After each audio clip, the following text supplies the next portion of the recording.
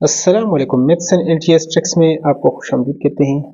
तो ये जो डीसीटी की तरफ से जो एंटी टेस्ट हुआ है एडमिशन और ग्रेड 6 क्लास, और जो पेपर बनाया गया है क्लास 5 में से बनाया गया है। तो चलो स्टार्ट करते हैं साइंस सॉल्यूशन को। इससे पहले हम इंग्लिश और मैथमेटिक्स के पोर्शन को सॉल्व कर चुके हैं।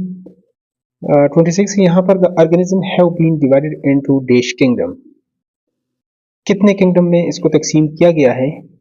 तो मॉडर्न क्लासिफिकेशन में, तो क्लासिफिकेशन क्या है, मतलब जो सिमिलरिटीज और डिफरेंसेस की बुनियाद पर इनके जो ग्रुप्स बनाए गए हैं वो 5 हैं।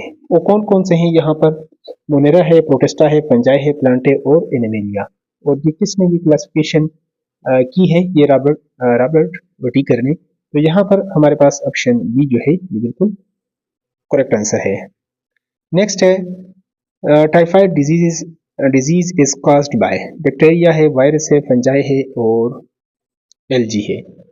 तो यहाँ पर एक बैक्टीरिया से इसको कहते हैं टाइफी। तो यहाँ पर हमारे पास इसमें ऑप्शन ए है। और कौन कौन से ऐसे डिजीज हैं जो बैक्टीरियल डिजीजेज हैं, इसमें ऑप्शन ए हमारे पास करेक्ट है। तो वो भी आपको बता देते हैं यहाँ पर। तो यहाँ पर आप देख सकते हैं यहाँ पर कि ये ह्यूमंस में कौन से बीमारियाँ ये फैलाते हैं, ये आपने लाजमी याद रखना है आने वाले टेस्ट के लिए। टीचिंग टेस्ट हो या कोई भी टेस्ट हो, ईटा एनटीएस। नमूनिया है, ट्यूबरकुलोसिस है, यहाँ पर डायरिया है। और इसके अलावा और कौन कौन से बीमारियाँ हैं यहाँ पर? तो यहाँ पर कुछ मजीद आप बीमारियाँ देख सकते हैं। ट्यूबरकुलोसिस टीबी है, यहाँ पर नमूनिया है, कॉलरा है, टाइफाइड है, डायसेंट्री है। ये हर यहाँ पर बैक्टीरियल डिजीजेज हैं। और प्लांट्स में आपके पास है सिट्रस कैंकर और क्रॉनगॉल ईटीसी। ये आपके पास ये टोमेटो और सिट्रस कैंकर और रॉटन पीच, यहाँ पर भी आप देख सकते हैं ये बीमारियाँ। नेक्स्ट अगले एमसीक्यूज की तरफ चलते हैं। नेक्स्ट यहाँ पर है द लार्जेस्ट फ्लाइंग बर्ड। तो फ्लाइंग बर्ड्स आपके पास क्या है? ईगल है। Ringworm disease is caused bye. Virus है, बैक्टीरिया है, फंजाई है और एलजी है। तो इसमें हमारे पास जो करेक्ट आंसर है फंजाई है। और कौन कौन सी बीमारियां इससे फंजाई से लगती हैं? तो चलते हैं बुक्स की तरफ। यहाँ पर ऑप्शन सी इसमें हमारे पास क्या है? करेक्ट आंसर है। तो यहाँ पर आप देख सकते हैं कि ringworms, athlete foods, yeast and penicillium are example of fungi. यहाँ पर आप देख सकते हैं। दूसरी बुक से भी यहाँ पर देखते हैं इसको। तो यहाँ से आप इस बुक में भी देख सकते हैं कि ringworms, athlete foods are the common fungi infection rust and smartly. ये आप देख सकते हैं एनिमल्स में और प्लांट्स में ये जो डिजीजेज हैं इसको अच्छे तरीके से आपने याद करना है। रस्ट एंड स्मर्ट यहाँ पर आप इसमें देख सकते हैं। नेक्स्ट वन है हमारे पास। तो यहाँ पर हमारे पास जो नेक्स्ट एमसीक्यूज है, the stock of a flower is called dash. अब जो फ्लावर की जो फूल की यहाँ पर आपके पास डंडी है, इसको क्या कहते हैं? और इससे मिलते जुलते एमसीक्यूज क्या होंगे? तो इसको प्रेडेसर कहते हैं। ऑप्शन ए हमारे पास करेक्ट है। तो चलते हैं इससे मिलते जुलते क्वेश्चंस भी कर लेते हैं। तो यहाँ पर आप देख सकते हैं जहाँ से को पकड़ते हैं इसको कहते हैं पेडेसल। और यहाँ से इसका बाद जो अगला यहाँ पर ये पंखुड़ियों का एक घेरा है सब्स, इसको कहते हैं सीपल्स।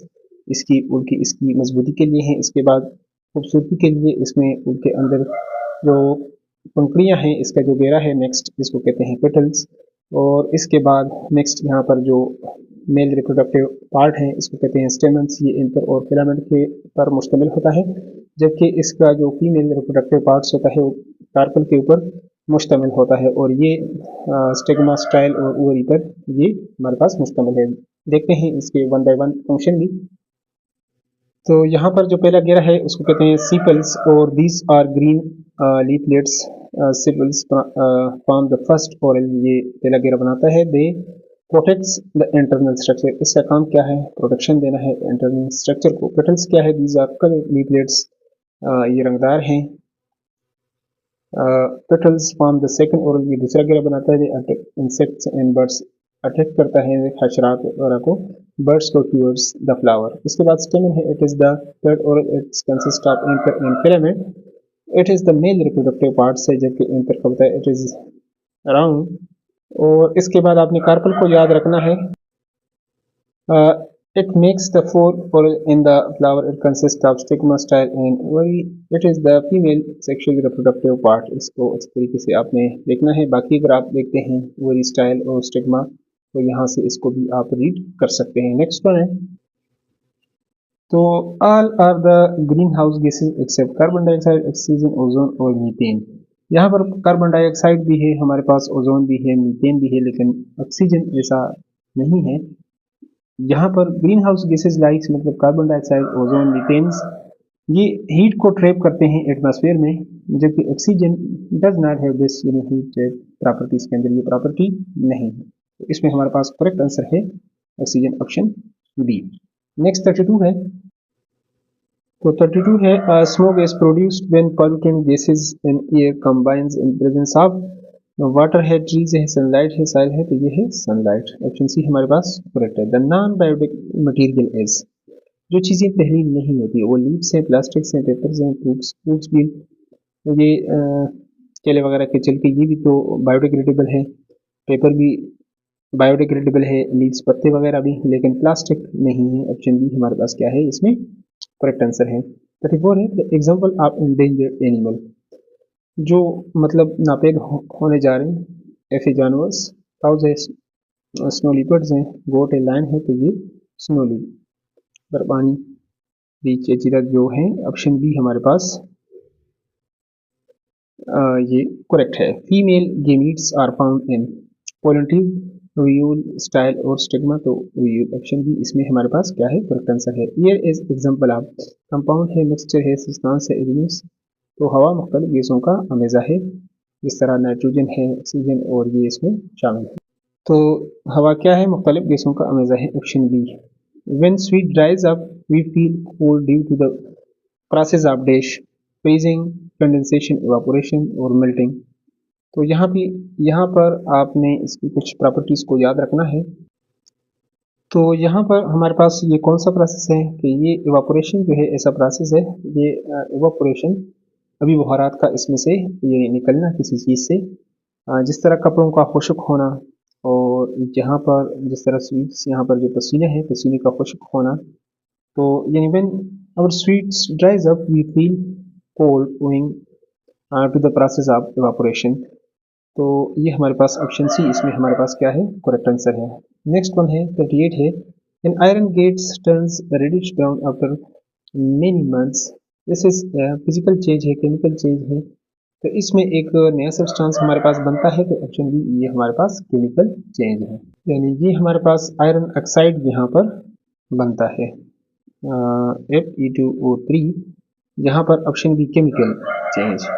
नेक्स्ट है 39 है, the biggest part of earth by volume, ये कौन सा है, क्रस्ट है, मेंटल है, इंटरनल कोर है और एक्सटर्नल कोर। तो सबसे अंदर कोर होता है, उसके बाद जो मतलब मेंटल होता है और सबसे ऊपर क्रस्ट, लेकिन बाय वॉल्यूम सबसे ज़्यादा ये हमारे पास मेंटल, ऑप्शन बी ये हमारे पास क्या है इसका करेक्ट आंसर है।